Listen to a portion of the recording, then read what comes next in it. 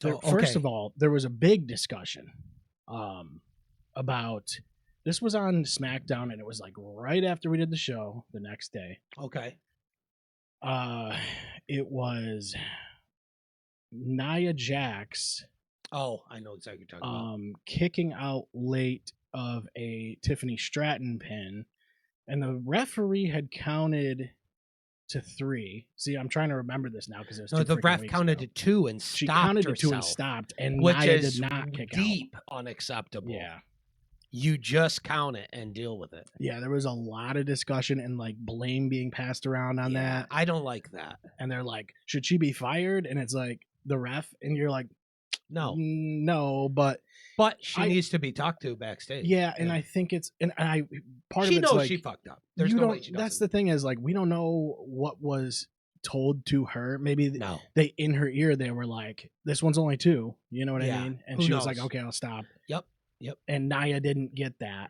That's right. Or Tiffany was late, or like there's a bunch of different like speculation that went around. So what it looked like to me. So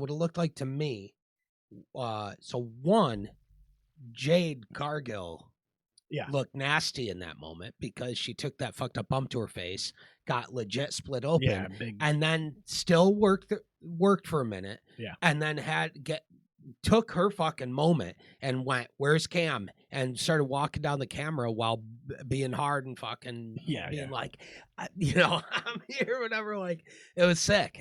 I thought that was a big moment for her. She needed that to kind of like show if I'm here for this for real. You know, I'm trying to do this full time.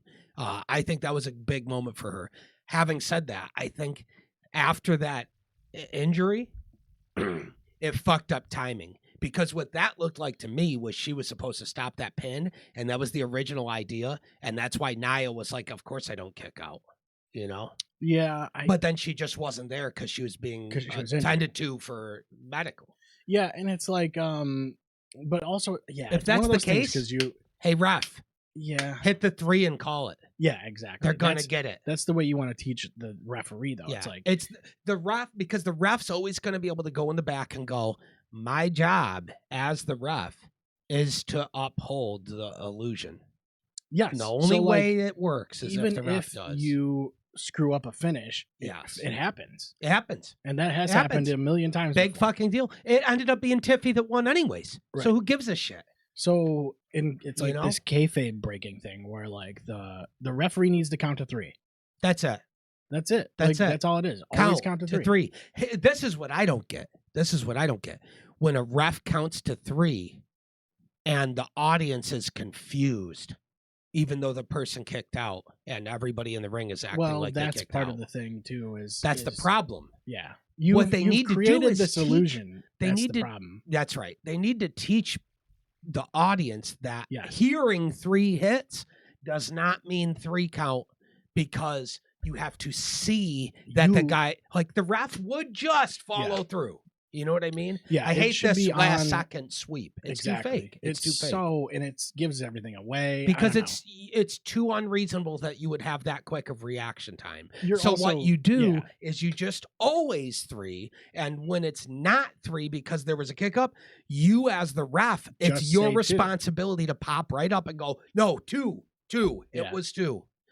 Yeah. Double whammy benefit from that. 1, you teach the audience that that's how that works, right? It makes more logical sense in the work. And then the other benefit is it covers up mistakes like this, because the ref could have literally just counted to 3, popped up and went 2, and everybody just is going to believe it.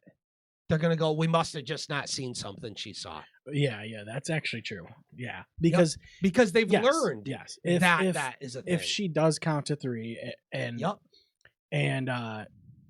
like the crowd is still going to be like, okay, well, maybe she did kick out. Yeah. But it was like super late. It was late. It was bad. But I still think like the kayfabe thing is you should just count to 3 and teach the audience that that's going to be the case. Yep.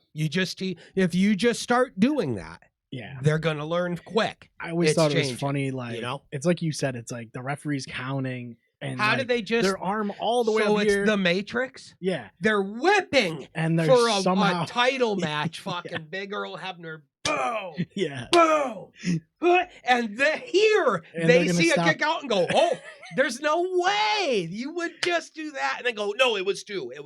Yeah, you know, that's what would actually. And I've seen refs do that, and it got accepted. So I'm like, why? Why isn't that not the standard? I don't know. Yeah, I think that's the way it should be. Should be the standard. And especially because it's like the crowd can see. You almost could play like an NFL game. Play the replay on the thing if you really wanted to, and say, yeah, she was up at 2. Yeah, I like the way they use the ref as the final say, though. You know, I like that. Yeah, that's true. Because it's not a real sport. It is a work, and having the ref have the final say in the work of it, covers a lot of potential risks. Well, yes, there's sort of the way. Like, I don't know. There's sort of a director in a way in the ring. Oh, they're so important. They're so important, dude. That's why matches without a ref are weird.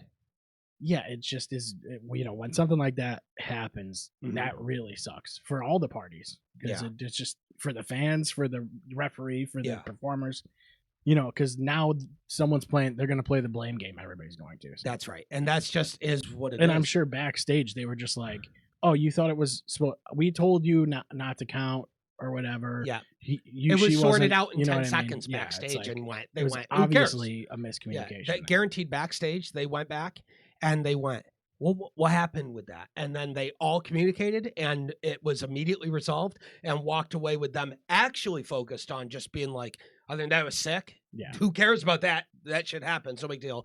Good match. And Jade, good shit. Right. Now, are you okay? Yeah. And that's it. Move on. Stop the bleeding. Yeah. It was like a big thing. I didn't think it was I agree. People talked about it like it was a big thing. Yeah. In my view of it was that what we just talked about. Yeah, and I went, it's not a big thing. And you understand what went wrong for the most part. You get what probably went wrong. Yep. But the problem is, they should just count to 3. Or I could see how it could be reasonable. And they should and it's a good example of why they should just count to 3. Yeah. Yeah, absolutely. I don't care if it's WWE or the Indies or whatever. AEW should do the same thing. Yeah, everybody. It's nothing against them. It's a referee standard in the whole industry. Yeah, you're calling it like you see it. That's how the referee's supposed to be anyway. That's it. Yep. It's even not if his the referee... job to pull his hand. Right. It's weird. Yeah, that's what the referee's character is. Because what if he goes to pull his hand and they didn't kick out because he anticipates a kick out and he pulls his hand and he wasn't and the guy never kicked out? Right.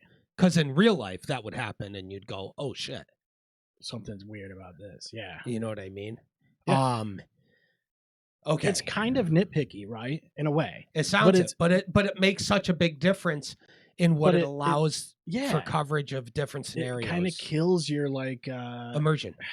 People don't like to talk about the fact that even though we all know it's a work storyline wise, it's easy for WWE to pull, not WWE, that's the wrong word. It's easy for major style pro wrestling. So AEW can do it too. Like 100%. They're good at it. They can do it. But indies, you don't see it as much, but even on the indies, you'll see great matches that are able to do it to suspend disbelief. Yes. It's not like you get that it's not a real fight. Yeah. But it doesn't mean that there's no risks. And their goal should be that should be their goal anyway. That's right. Suspend disbelief. Make you believe it's real. That's like literally the entire goal. Otherwise, why do you care who wins?